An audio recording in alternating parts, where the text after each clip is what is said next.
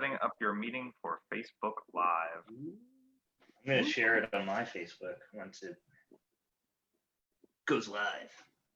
Yeah, man. Double check that we are live. I have 3 screens now, so I'm feeling... I see the little red light, which means we are live, but we'll give a minute or so for people to catch up with us. All right. It's over. And I'll also be ready for any questions or comments that we get from people. Oh, yeah. All right. Oh, man, I see us on the screen. Like Inception, you just see us on multiple screens all at once. There we are. Okay, great. Well, I'd like to welcome everyone to our latest installment of Live at 5, where we take an in-depth look at a topic in Northern Virginia history here in the Heritage area with a local history expert. Today we will be talking about the First World War.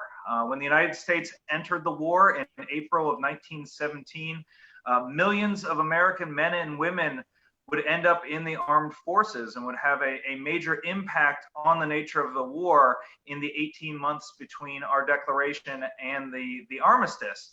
However, thousands of Americans would join up earlier before the United States officially entered the war, joining the armies of France, Britain, Canada, the other allied nations. And today we're going to learn the story of one of those men.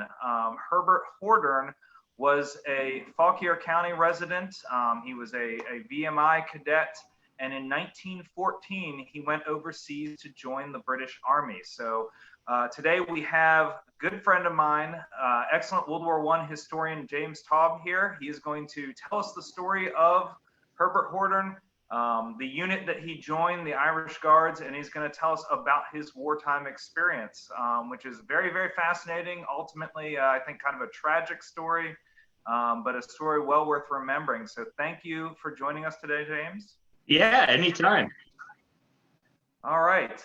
So let's begin with Herbert. Who was Herbert Hordern? Do we know much about his activities, his life before he enlisted? Yeah, we really do. So Herbert's born in June of 1892 in Federal Hill, the neighborhood in Alexandria. And he's born to an American mother and an English father.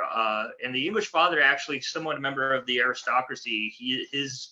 Herbert's uncle, his father's brother, becomes the Bishop of Lewes, so Lewes in England.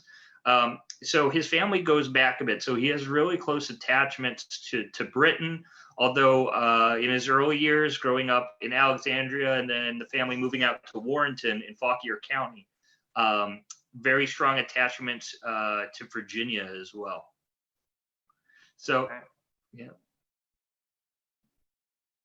Yeah, no. So I mean, he kind of continues on with that tradition that is grown in Northern Virginia. Very interested in horseback riding. We know that. We know his family is very heavily invested in hunting, fox hunting, and other equestrian activities, both in Northern Virginia, especially around Warrenton. But then when his sister marries, also she moves, and the family also gets involved in that scene up around Pittsburgh, Pennsylvania. But the family's always going to be primarily centered in Warrenton. Now, as a young man growing up, he had always been very interested in the military, especially, I think, probably because of where and when he was growing up. There was a really strong interest in the cavalry. And a lot of that goes to sort of that Southern tradition. Sure, he grew up hearing stories from soldiers who fought in the Civil War. I'm certain he grew up talking to veterans of Mosby's Rangers, or both the Union and Confederate cavalry during the Civil War. So there was that really strong attachment, and he joins the class of 1914 at VMI. And I actually have a photograph of him in his cadet uniform. I prepared some slides, which is a bit advanced for me, but I think is really interesting, which we should have brought up here. He is fascinating during his time at VMI, and I'll keep talking about that as Travis brings it up. He enters in 1908 So he does a few, as we would call today, interesting victory laps around VMI. There he is in his cadet uniform. He later joins the Irish Guards. So he had a few nicknames among his fellow VMI classmates, including, and I'll read from this list here, Count, Herbo, and Scrooge. He struggled incredibly heavily with academics. So as you can tell, entering the school in the class of 1908, he should have graduated in the class of 1912. But his two victory laps, it kind of helped. And he eventually was on track to graduate with the class of 1914, but didn't actually officially graduate with that class. And we'll get to that, what happens to that a bit later.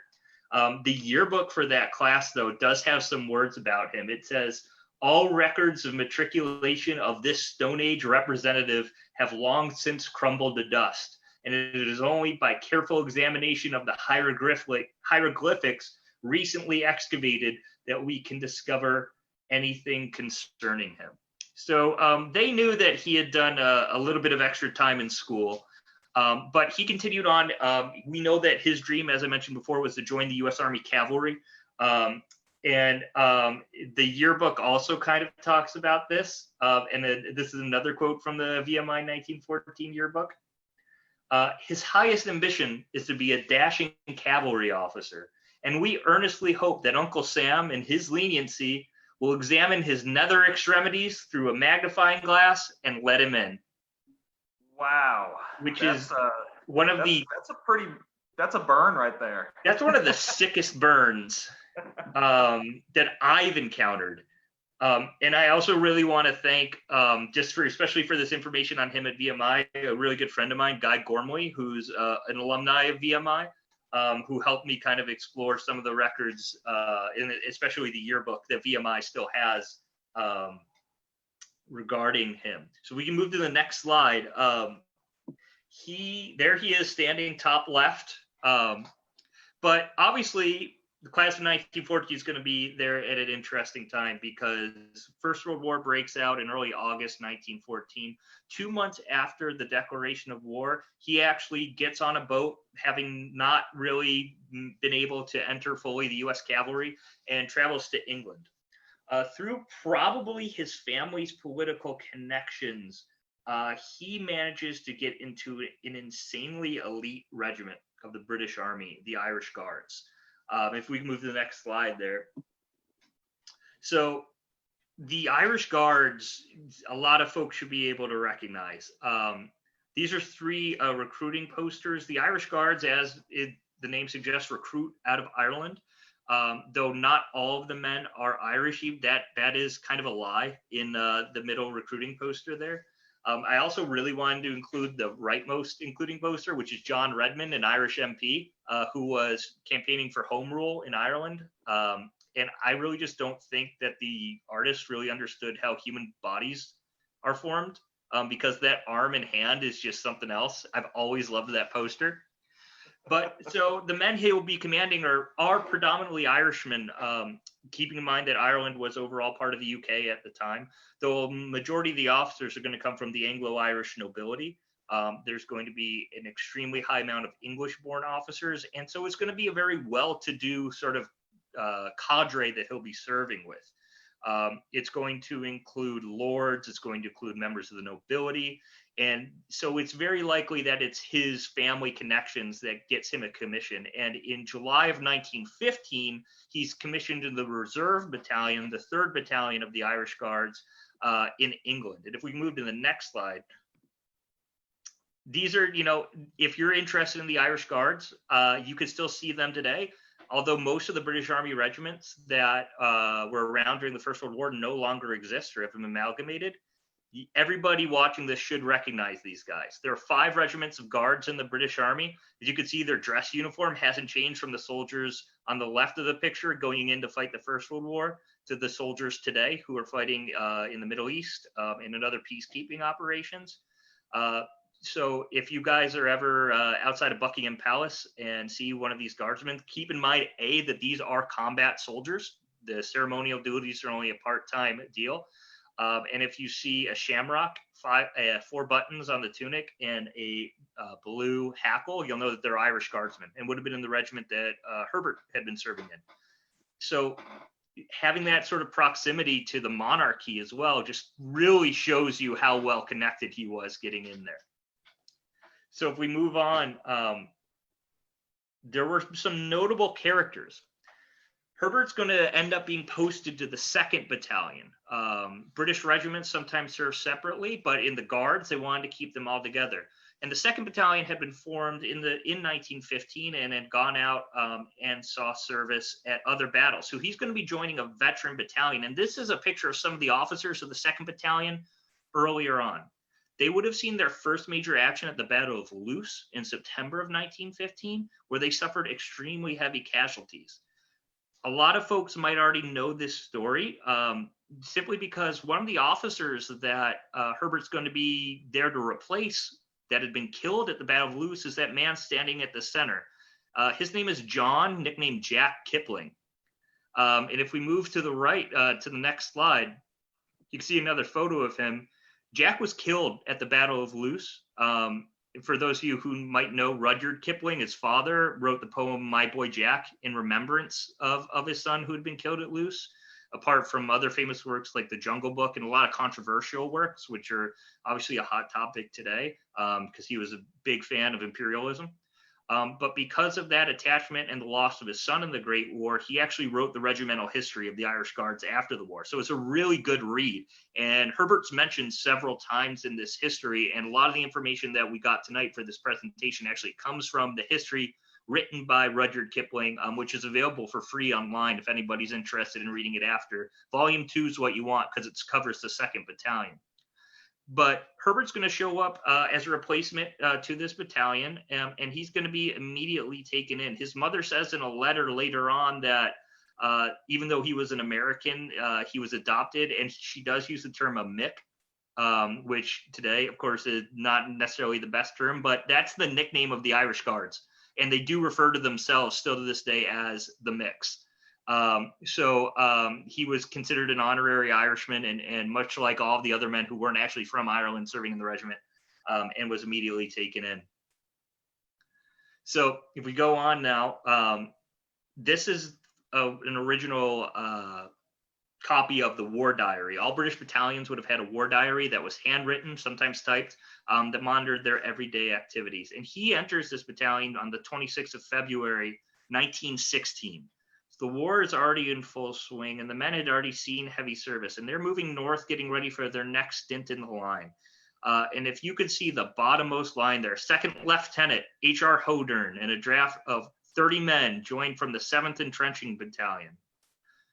That's our first record of him appearing. That's how we know he's serving with the 2nd Battalion. That's only officers are generally mentioned in these. So it does give some sort of indication that of his importance. And I actually have a quote here from Rudyard Kipling talking about that day that he arrives that comes out of our regimental history of the Irish Guards. He's arriving in a town called Wormhout, which is in very far western Belgium, right on the French border, and one of the few positions still held by the British Army. That's Wormhout on the 22nd of February. 9 miles through a heavy snowstorm, to bad billets and 3 inches of snow, which gave the men an excuse for an inter-company snowball battle. The 1st Battalion had thankfully quitted Poppering for Calais, and the 2nd took over their just vacated camp of leaky wooden huts on a filthy parade ground of frozen snow at the unchristian of 7:30 in the morning. On that day, 2nd Lieutenant Hordern, or Lieutenant Hordern, with a draft of 30 men joined from the 7th Entrenching Battalion. All winter drafts look like 6 sparrows. The first thing to tell them is they'll lose their names for coughing, and the next is to strip the warly fat off them by virtue of strong fatigues. They were turned on to digging trenches near their camp and practice attack with live bombs, this being the beginning of the bomb epoch, in which many officers believed and a good few execrated. So by the way, the British Army refers to bombs. They mean grenades. Okay, I because was one of gonna the ask about that, that's something that I think really I am obsessed with the traditions of the British Army, and we're going to hit a little bit more on that. Of the 5 regiments of foot guards, the 4th is the Irish Guards, but before them are the Grenadier Guards, the Coldstream Guards, the Scots Guards, the Irish Guards, and then after that is the Welsh Guards, which were formed during World War I. Now, because of the term grenades, the grenadiers who refer to their soldiers as grenadiers said, well, you guys can't throw grenades and call yourself grenadiers because we're the grenadiers. So the British Army refers to grenades in the First World and Second World War as bombs. So if you ever hear a bomb thrower, they're talking about a grenadier. It goes back to these old Army traditions, and the Irish Guards still have their traditions as well. The next slide is going to be a next little bit from the War Diary. And if you can see the big letters on the top left there, we celebrated St. Patrick's Day. This is the regimental holiday, of course, of the Irish Guards. And while it was on the 17th of March, they had to celebrate it on the 14th. The War Diary says the 15th. You could see a little bit of difference between the actual published book that Kipling wrote after and the records they were keeping at the time. And you'll notice this if you, I'm going to throw out multiple dates for the same event because Kipling and the War Diary kind of disagree with each other at a few points. But Kipling says they celebrated St. Patrick's Day on the 14th instead of the 17th, which was fixed as their date from removal to go back to the trenches. And they wound up having a big St. Patrick's dinner. A Gaelic football intercompany competition, which is a fearsome game. They're talking about, I think they're talking about shinty, which is a kind of a mix between rugby and soccer, with a sing-song round, a bonfire in the open. He does go on to say that not one man in 6 of that merry assembly is now alive at the time of writing the book.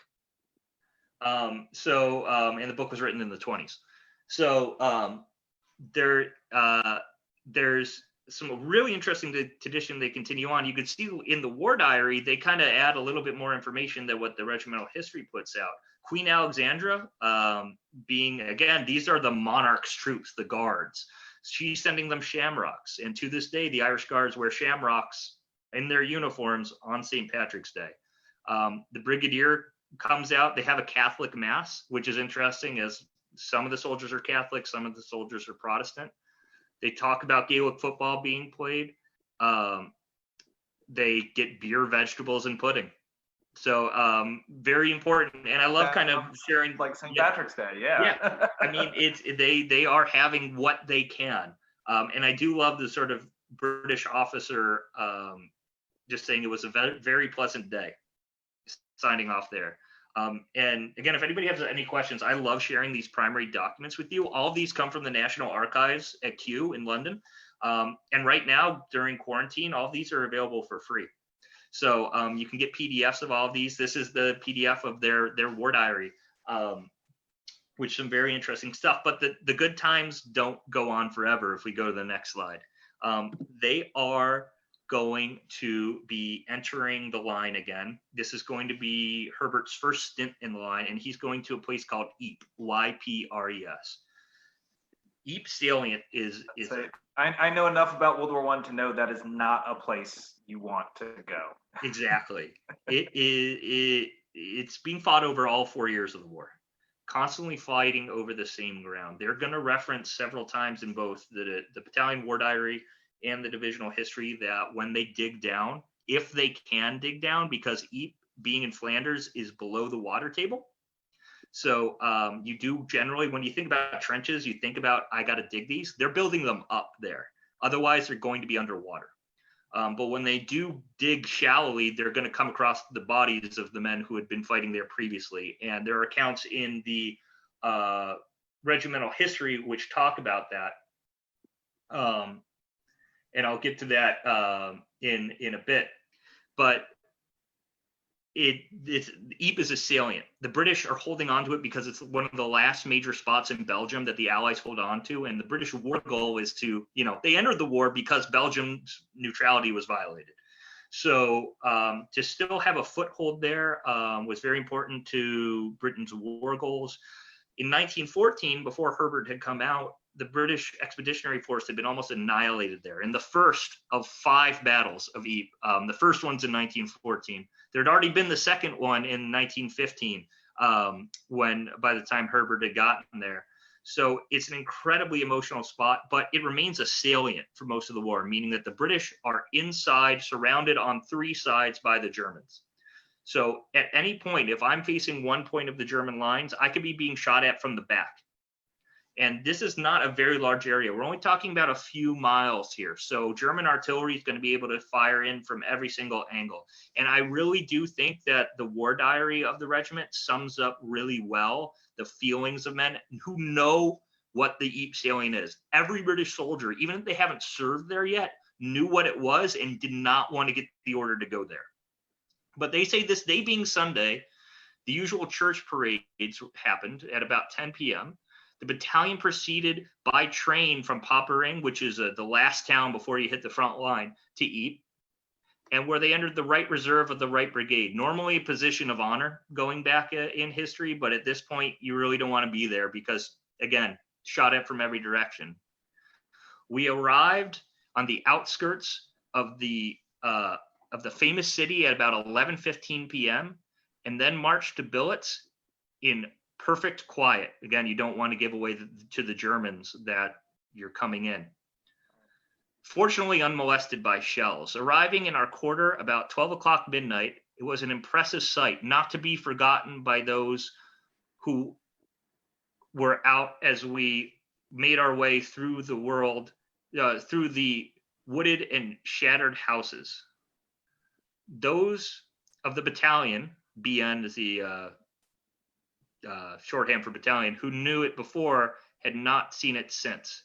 The dark days of November 1914, where with the 1st Battalion, they played their part in the glorious First Battle of Ypres, a fight never to be forgotten in the annals of the Irish Guards. And Kipling actually goes about it too, as he talks about what it's like entering the Ypres salient. He says there was naturally no walking about or any distraction from the wonder of where the next blast of fire will choose to fall. A sensation of helplessness, which is not good for the nerves. They were the right reserve battalion of the right brigade, which elsewhere would have been equivalent to being in the front line, but in Ypres had its own scale of sufferings. They're always going to be under the eyes of the Germans, who are on the slightly higher ground. They're always going to have that pressure of, if I put my head up, I might get shot. If I'm exposed at all, German artillery might fire onto me. It's not a great place to be.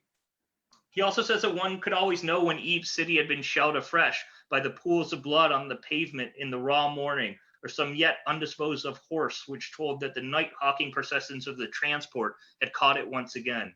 Their daily lives in the front and reserve line were dark, confined, and unsavory. Not a place you really want to be. Oh. So if we move on to the next slide, we can see this is the area that Herbert's entering. And one of the first places they're posted is one of the small Belgian villages just outside of Ypres. Again, we're talking about a few miles in the salient. And I'm going to completely butcher the first name, which is Weltje, and talk about the second one, which is Saint-Jean. Ypres at the time was a French-speaking area of Belgium. Now, if you go there, they speak Flemish. So there is a little bit of a mix here. But this is really interesting because this map shows the positions of the 2nd Irish Guards that they were setting up during their stint that Herbert was in his first stint in the salient. And you can kind of see that there's not this huge labyrinth of trenches that we imagine the First World War to have. One of the reasons for that is, again, the water tables in the Ypres salient. And the second is the war had kind of focused other places, which we'll hear about later.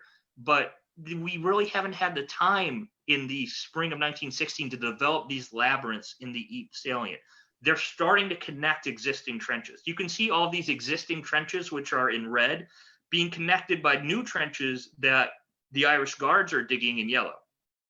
So they're starting to connect these and make the trenches. One of the number one questions I get is, how do they make all those trenches connect all the way from the North Sea to Switzerland?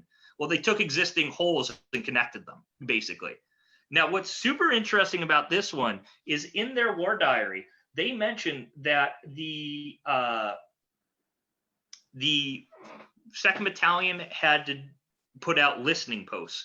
You can see at the upper right side of this map here is the German front line in blue. So they don't want to just have their trench with nothing in between them but barbed wire and no man's land. They're going to put out listening posts, observation posts, what the modern military is going to call LPOPs, right?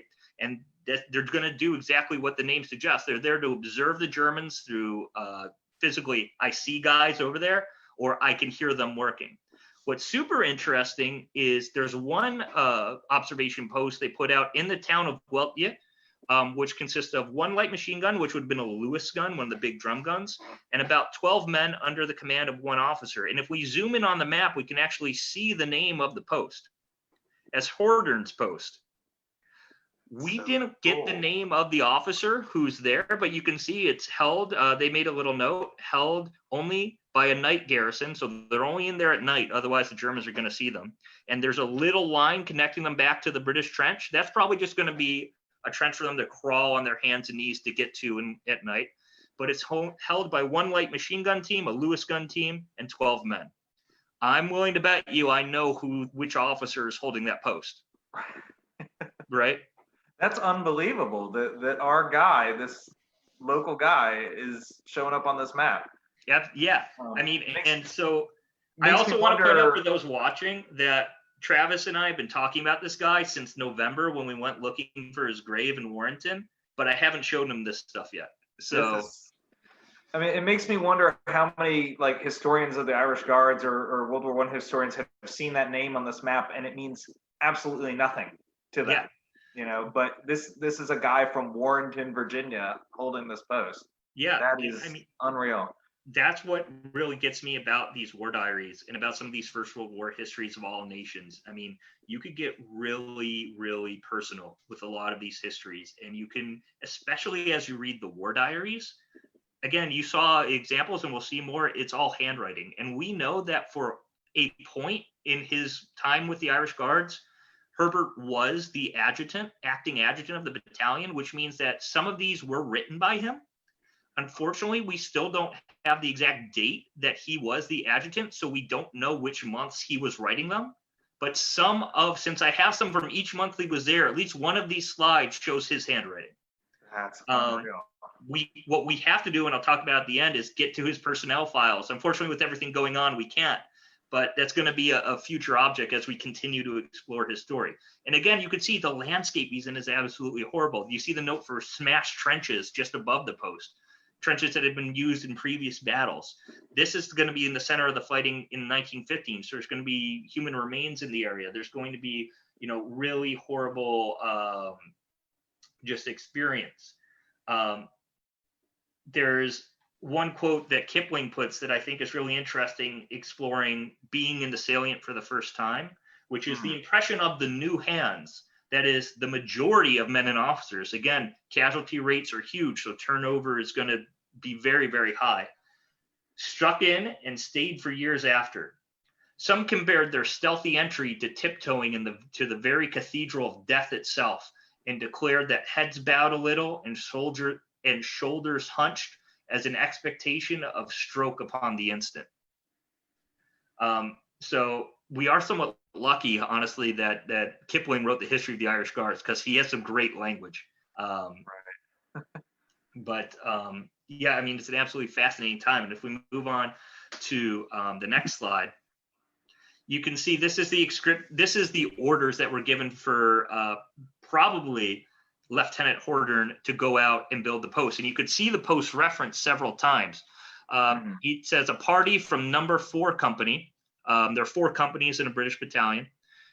Continued the wiring of Hordern post so as to protect it in case of attack from the flanks or rear. So we know what he's doing there. He's not only out there listening, looking for the Germans, he's going out at night into no man's land to wire the area, and his men are going with him.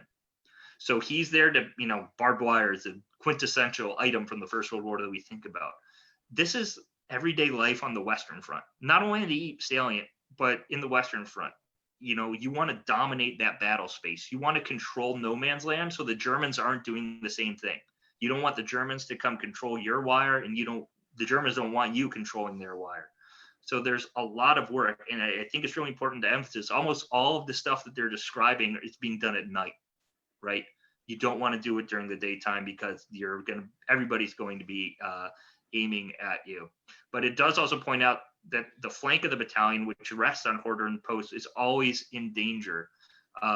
and the wire around Hordern Post and Weltje are thoroughly destabilized. So they really have to repair their wire, because if the Germans come and attack, they can get into their trench at any points. And one of the few places that's holding them back is Hordern Post, which I think is absolutely fascinating.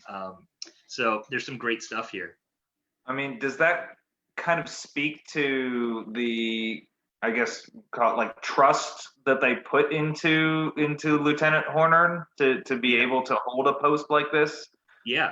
That this is something that they absolutely rely on him as an officer. As much as we talk about in the First World War, General Pershing, Field Marshal Sir Douglas Haig, or say in the Civil War, talk about General Meade, General Lee, this war and many wars are fought by junior officers and non-commissioned officers.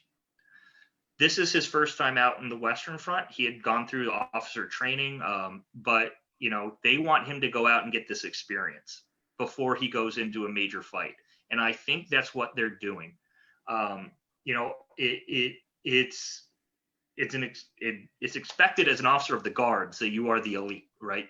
You outrank, even as say you're a captain in the guards, you outrank a captain in any other regiment.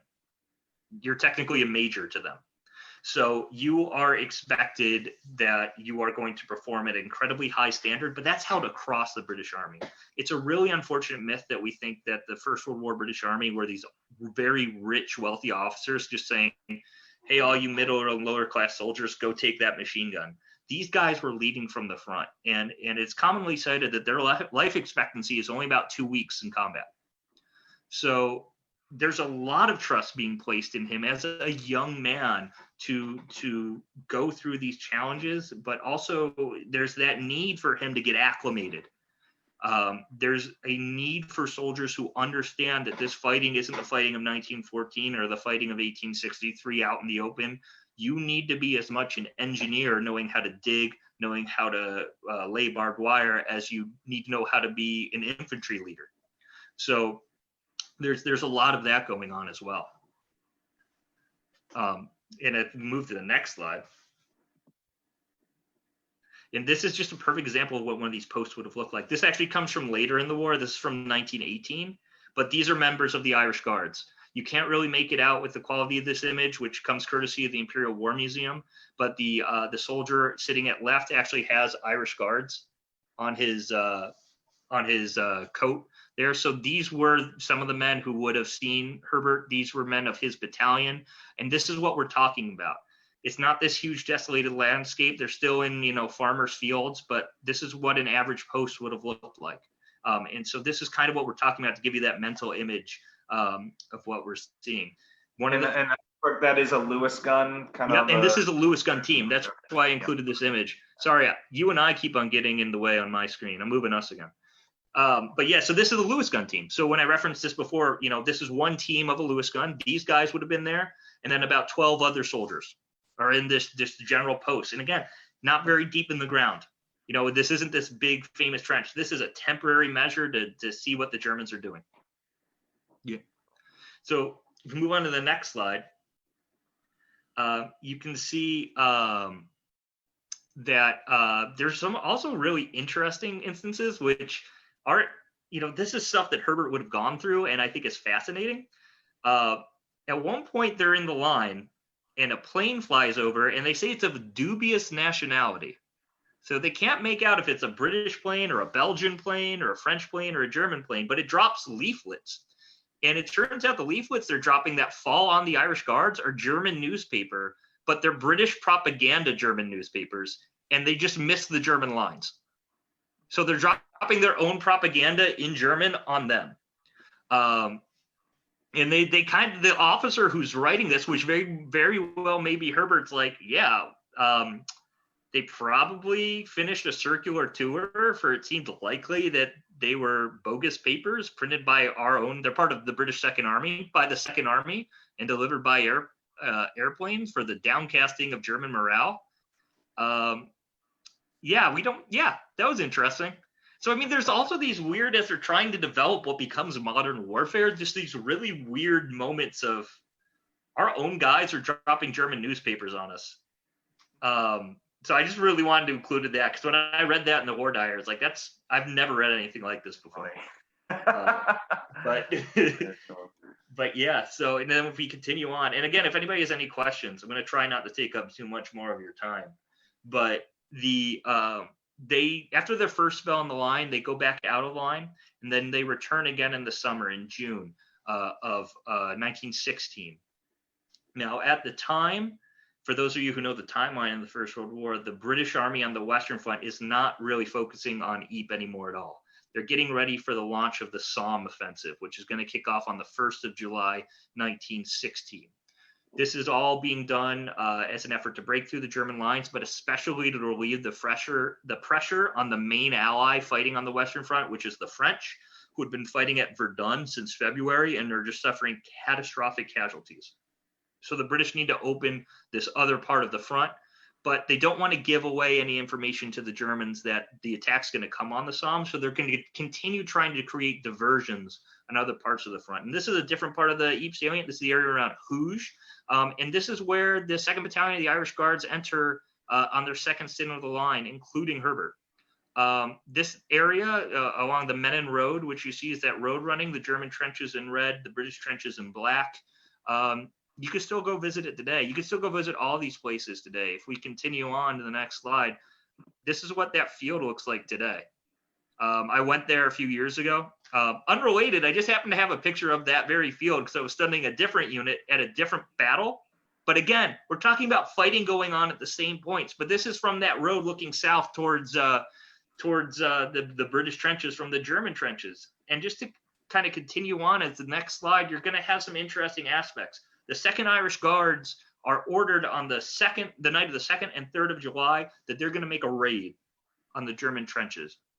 Now, Herbert's going to be in support of this. He's not actually going on the raid, but some of his fellow officers are going to go on the raid, and this is something he would have observed.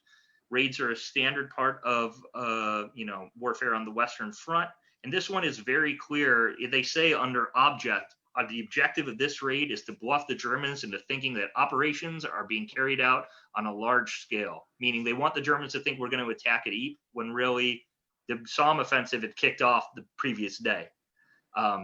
So they also want to make sure they get prisoners, and they also want to get any of those pesky machine gun nests or trench mortar emplacements that are firing down and through the British line, and just get up information.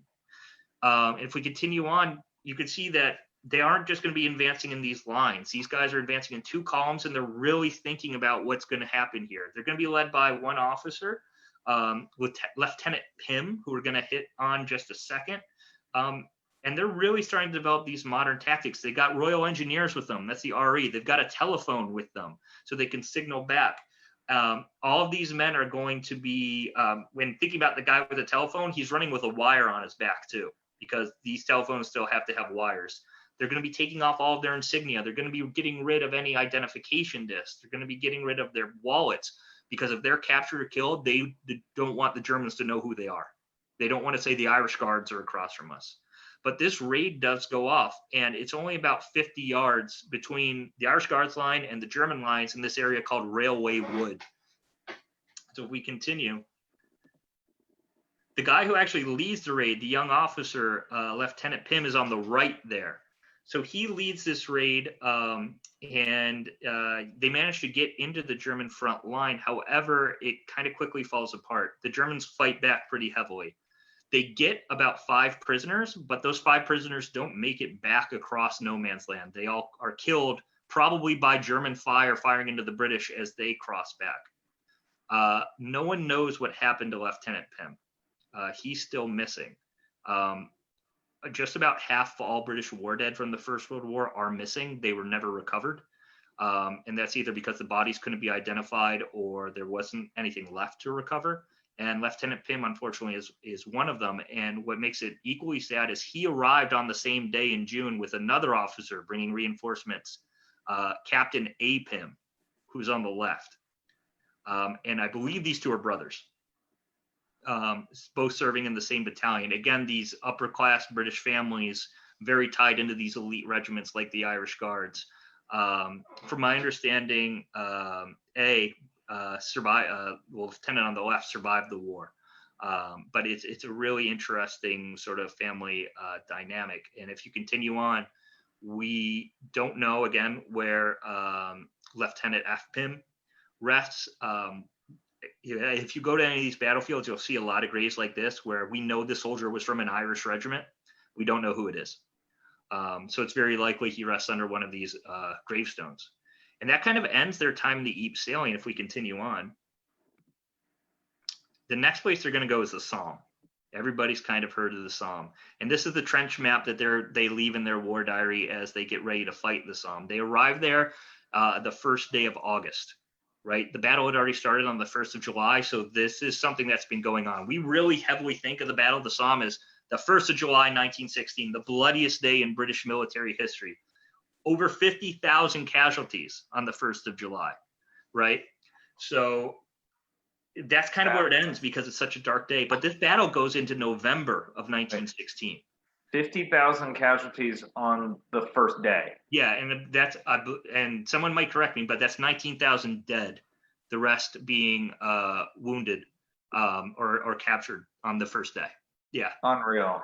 I mean, to put that in like Civil War perspective, like how many Antietam's is that? Antietam is 21,000. So that's about 2.5, or just about two and a third Antietam's. Yeah, in one day. And it's an absolutely fascinating battle. It's an absolutely tragic battle that remains in British psyche. We in America love the story of the Revolution, the Civil War, because it kind of fits into our narrative of citizen soldiers. Of I'm signing up for the war, I'm going to go do my part, then I'm going to go back and be a farmer again, or a student again, or a teacher again. That doesn't really exist in Britain until the First World War. So this is their first experience with the society as a whole, just losing on a large scale. What I think is interesting about this map is this is going to be one of the first areas that the 2nd Irish Guards and Herbert enter.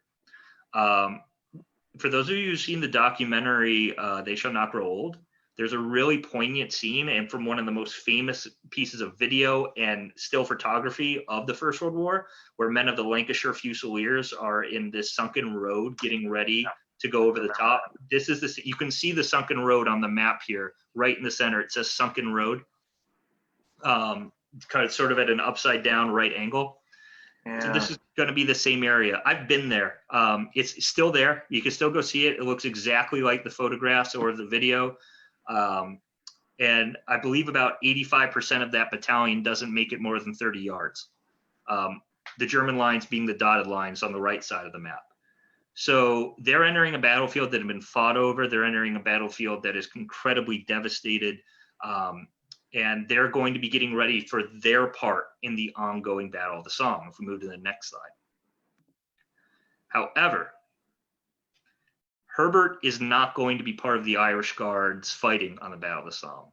The day that they enter the reserve area and begin work on their trenches in their jump-off positions for where they'll make their attack, he and 8 other men are wounded by shrapnel, which it would be an airburst and really large bits of hard, sharp metal, flaming hot, do terrible casualty. Now, the war diary and the regimental history say that 8 men were slightly wounded, but as you can see there on the 3rd, 2nd Lieutenant Hordern dangerously wounded.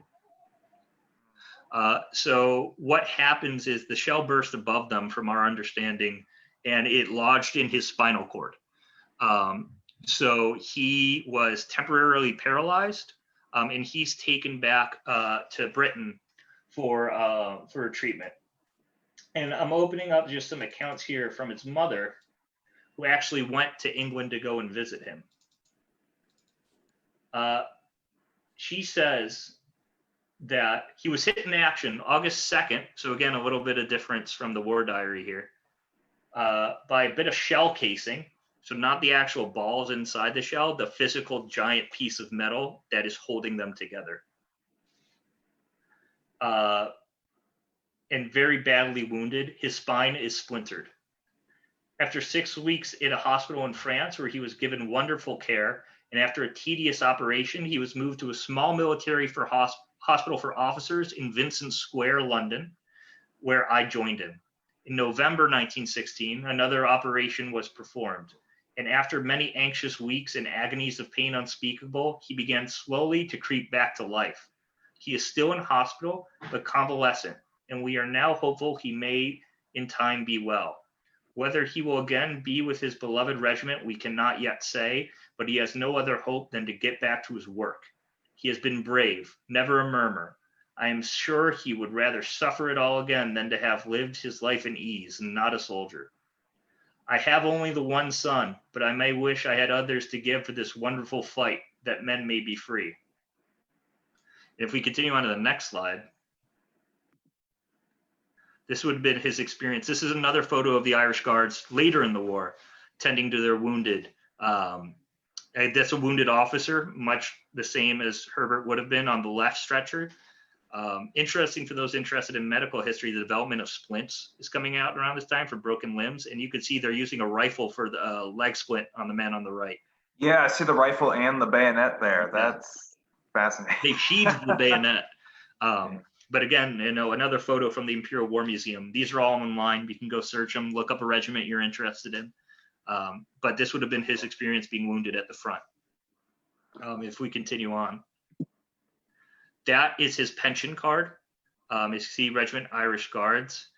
And the disability is a wound to his left. They actually get his date of birth wrong, which I think is fascinating. His mother continues on, and actually you see this Virginia connection come back in again. And specifically for the listeners out here who are VMI attached, there's a continued VMI attachment because several other graduates of VMI are serving with the British and Commonwealth forces.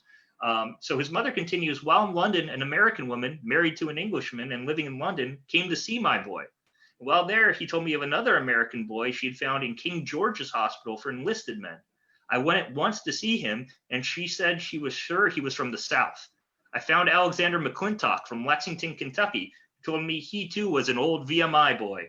He had gone up in a Canadian regiment, and after they were so badly cut up, he was sent to fill in the Coldstream Guards and was very badly wounded in a charge they made in September 1916, which I think is near Courcelette on the Somme. I left London soon after seeing him. He was getting on well, and Mrs. Page, our ambassador's wife, promised to look after him. She then returns into New York, and I was surprised to see an account of his being decorated by the king. The young men in the embassy had written him up. So, which I think is also really interesting. Guys in the U.S. Embassy are writing up for British awards for American servicemen in the British Army. So, if we could, Hordern is interesting. He, as we mentioned, doesn't actually graduate with his class in 1914. However, due to his service in the war and the family connections with VMI and throughout Virginia, he's given his honorary degree in December of 1918. So he is an alumni of VMI. He is recorded in his book. He manages in 1923 to return to the United States, and he's officially demobilized from the British Army then. He remains on the British Army officers list through there, and he returns to Warrenton, then moving with his family up to Pittsburgh, where, again, I said they had some interest in horse racing and hunting up around there. However, he does suffer from his wounds continuously, and he goes through several operations, some of them potentially dangerous, but it's a constant struggle with his wounds. And in August of 1929, he goes to the University of Pennsylvania Hospital in Philadelphia to get another surgery on his back. And while he's on the operating table, both his heart and lungs fail. And he dies on August 29th, 1929. He was 37 years old. Because of the limits of the Commonwealth war graves, which create war memorials and markers for the British war dead, like we've seen previously, with their cutoff being earlier in the 1920s, even though he does die, as you can see from the coroner's report here, as a result of his war wounds, you can say that contributory was a lesion to the back that they thought happened maybe 15 years ago. It was 12 years ago during the Battle of the Somme. Or 13 years ago, excuse me, during the Battle of the Somme. So he didn't unfortunately get a British military marker because he died so much later, even though it's a result of the wounds. And if we continue on, he was mourned very heavily here in Northern Virginia. This is a copy of the Fauquier Democrat. Again, thanks to Guy Gormley for sending me this, because with everything closed, we couldn't get in, but we will get a better image of the Fauquier Democrat. And there's his death notice in September 25th, 1929 edition of the Fauquier Democrat. And you can barely make out on the left there, but they say he died at the University Hospital in Philadelphia late in August. His condition had been critical for some time. He was there for an operation due to heavy pain from his war wounds. So just because the war ended in 1918 didn't mean wounds and soldiers didn't continue to die, didn't continue to suffer from their experiences. If we continue on to the next slide, this is the last slide I have. So he died at 37. He was a really young man. He was a Virginian by birth, served in the Irish Guards and the British Army. And this was where it gets to the part that we're still trying to be active with.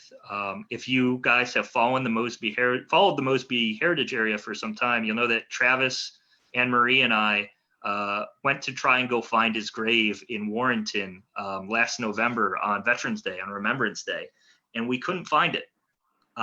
There's a record that Travis, who introduced me to the story, really can speak of more, saying that there is a grave marker that says Captain Irish Guards. And we were there for like 4 hours. We found the family plot, but we couldn't find his. And we do believe that that the marker may no longer be there. And we're starting to see what possible, if not finding the marker, what other possible things we can do for this Virginian who died as a result of his wounds serving in the British Army during the First World War. Yeah, it's a remarkable story, and you know, like you said, I kind of stumbled on it, but you've really done a tremendous amount of research on this guy, and a lot of records I wouldn't have known where to begin with this kind of stuff. So I appreciate your expertise. Anytime, and we're not done. Like I said, we need to get into archives here in Virginia, in Warrenton, and also over in London, and contacting the current Irish Guards to see what their archives have on him. There's still a lot more I think we could do, and I can't wait to do it because it's a really fascinating story. So, yeah, sounds like he got his wish, you know, from the VMI yearbook of that he wanted to see some fighting, and I guess he certainly did. Yeah. So, I had a few questions before we let you go here. Sure. You know, first of all, that was fantastic. You know, thank you for looking at those images and documents were wonderful. How common was that experience? Do we have an idea of maybe how many Americans did go over, you know, fighting with the British or the French or other allied nations? Yeah. So, you know, just starting very small scale, there's you know, a handful of guys who were VMI alumni who do that. There's ones who served with the British Army. Famously, Kipling Rockwell joins the French Foreign Legion and then helps form the famous Lafayette Escadrille, which were the American pilots flying for France at the Battle of Verdun and later until the U.S. entered the war. So there's quite a number. I mean, there's hundreds of Americans serving in the French Foreign Legion. A lot of them living in Paris when the war broke out and feeling like, well, they wanted to contribute with their friends who were going off to fight. There are estimated, and I'll say that there's research ongoing this, estimated that about 1 out of every 10 Canadian soldiers who fought in the First World War were American citizens. This is kind of popularized in some movie. Legends of the Fall talks about guys crossing the border. Oh, yeah. To join the Canadian Army. Right, yeah. But there are 4 Americans who win the Victoria Cross in the First World War, all of them serving with Canadian forces. So there's a very large American presence in the Canadian Expeditionary Force. It's probably a higher number. Guys probably didn't maybe give their actual location of residence, or they were, you know, said, well, I've been living in Toronto for like 5 years, even though I'm from Detroit. There was a excessive recruitment drive aimed at British expats to return to Britain and join. And the U.S. government, while originally they're like, can you knock it off? They eventually encouraged it. There are battalions that are known to be more American. The 8th Battalion of the King's Liverpool Regiment, known as the Liverpool Irish, for some reason has a very high concentration of Americans in it. And the reasoning for that is that the main shipping line between the U.S. and Britain at the time was the New York to Liverpool line. And the recruiting depot for the 8th was at the docks. So it was literally the first place they had an opportunity. But you see several other Americans who are serving in the Guards, both enlisted and as officers. You see Americans in really every regiment of the British Army, every battalion of the Canadian Expeditionary Force. There's a whole battalion, it's a series of battalions called the American Legion, which are specifically, we want Americans to join the Canadian Army.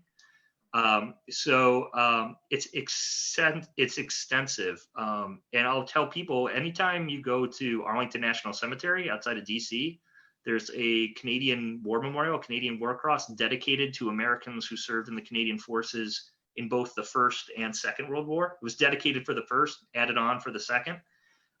So there's a really large sort of history there that's really often forgotten. If for those of you who are interested, the Commonwealth War Graves Commission has a really good website where you can look at all of the British and Commonwealth war dead from both world wars. And there's an area for additional information. And if you just type in your state, say Virginia, look at all the names that pop up of guys who were either living in Virginia or were from Virginia. And I know I sent Travis a list of some of them. It's extensive and some really interesting guys. That's fascinating because this kind of weird parallels because during the Civil War, we have a lot of Canadians fighting, especially in the United States Army during the Civil War. And a Canadian actually wins the Medal of Honor at Barry's Ferry, right in the Heritage area, for an action there in 1864. And I believe he's the only Canadian who returns to Canada, or only Medal of Honor winner from the Civil War to return to Canada out of a handful of Canadian winners. So there's a weird claim to fame there. So yeah, it's interesting to see. You see some really interesting. There's a branch of the Canadian Legion, which is a Canadian veterans organization formed after World War I in Lake Hollywood. And there were guys who all went to work in the film industry. So there's really cool connections, and I highly encourage folks to go and explore their local guys who went and served with the British and Empire, later Commonwealth forces. So fascinating story, and just goes to show like you never know what you're going to come across as we explore these kind of little nooks and crannies of our local history. We did have a question or a comment from one of our viewers who I guess saw you the other day on one of John Heckman's shows. Yeah, I was in Antietam with John earlier this week, sweating. Yeah, this is a little more civilized here. Yeah. And they would like to know if you have any info about Civil War soldiers writing in diaries or letters about sons or grandsons fighting in World War I. Yes. So that is a theme that has been pretty heavily explored, to the point that both the GAR, the Grand Army of the Republic, which is the Union veterans, and the United Confederate veterans actively recruit for the Army. They are out there at recruiting drives saying, look at what we did. We're old. We do it again if we could. To the point that several prominent magazines are posting pictures of a doughboy with a Bill Yank and a Johnny Reb on both sides. So they do. I'm not aware of specific writings of Civil War soldiers, but they're active. They're very active, and World War I soldiers consistently refer back to their, this is like Gettysburg. This is like Bull Run. So it's definitely a part of that generation. Much like, we still use World War II vets, now Vietnam vets, as sort of continue that legacy. It is really present, and interestingly, that they know how to play off it. The government and publishers looking for a good news story. So there's some great newsreels out there you can watch too, of guys talking about, well, this is what I saw at Gettysburg, and someone else will say, you didn't see anything, I was in the Argonne. So really, really interesting stuff. Very cool.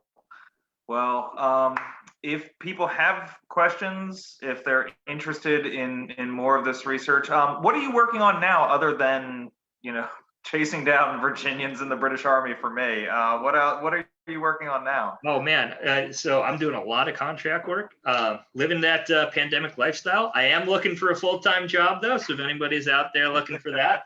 Yeah, no, I mean, just continuing trying to help educate people about what I think is a forgotten generation, which is the First World War generation in the United States. They changed so much about the country and about the world. While it's not as evident as other times in our history, it's incredibly impactful, and I think there's just so many lessons to be learned from the years 1914 to 1918 and the effects afterwards of the people who went through those years. So, all right.